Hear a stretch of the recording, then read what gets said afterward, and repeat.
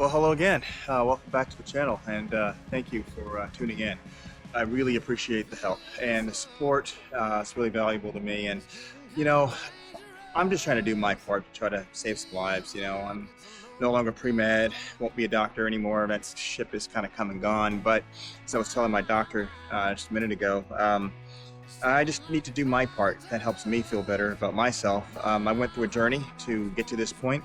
Thankfully the end result is good, cancer-free, I guess, in remission, but it's difficult. And the most difficult part about it is it's something that really a patient should have to deal with.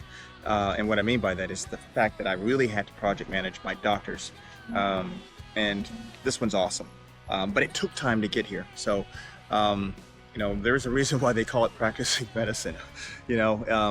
My first urologist I had to fire.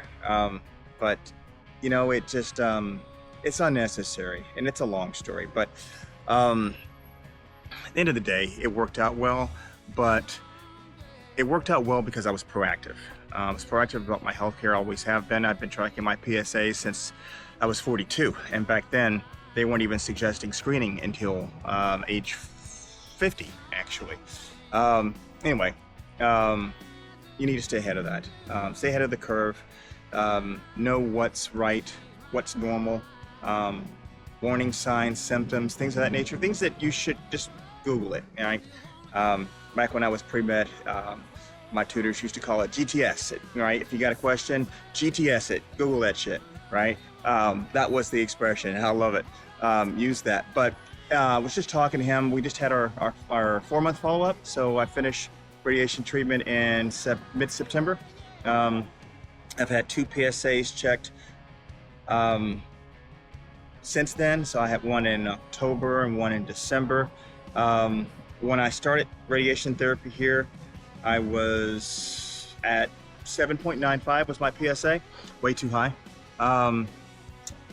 And what was it, November, the number was 5.25. And then in December, so just last month, the number got down to 2.92. So it's a great trend. It's a great story. He verified just a minute ago.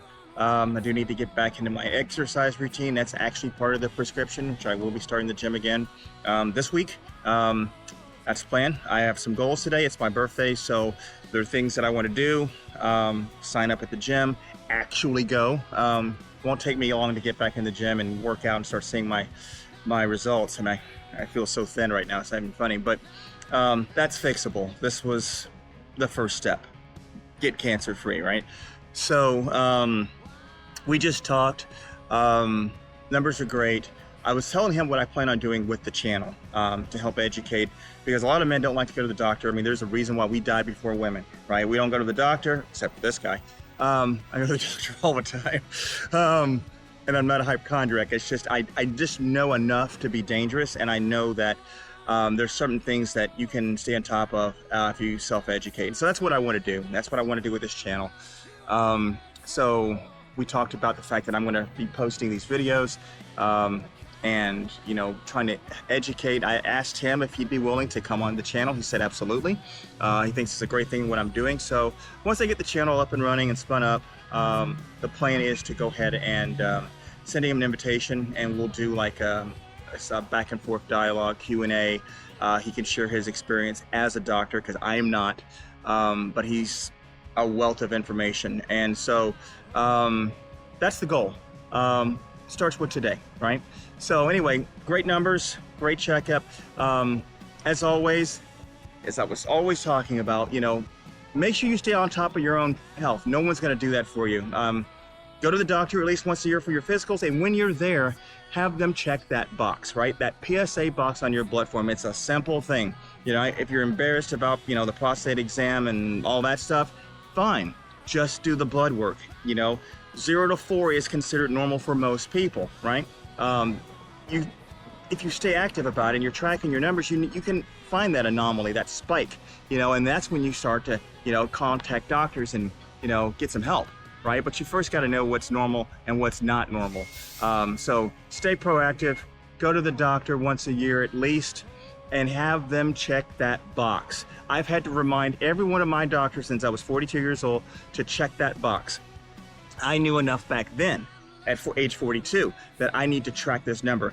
I had a doctor way back when that would tell me, it's like, most people 0 to 4 is normal, but you know, for some people a 6 might be normal. I mean, body chemistry is a funny thing. So if 6 is normal for you, you won't know that unless you have been tracking that number. If you've been tracking since you were 42 or 40 or whatever, and your numbers are pretty consistently 6, and you've been to the doctor and like, yeah, that's fine, you're good, then you're one of those anomalies where 6 is normal for you. But for most people, 0 to 4, and my numbers were, you know, in the 1.8, 1.9 range for the longest time, and eventually they go up. That's normal. In fact, my doctor told me, you know, eventually we all end up getting prostate cancer. It's just a matter of time. But even when people die, you know, they'll do autopsies and they'll see them, well, they had prostate cancer. But prostate cancer wasn't the cause of death. It was some other thing, right? But we all end up with it, I think. So anyway, my point is, when you go to the doctor, before you leave, have them go ahead and check that box on your blood form. It's a simple checkbox, PSA, they know what the heck they're doing, but you need to tell them to check that box. So again, check that box.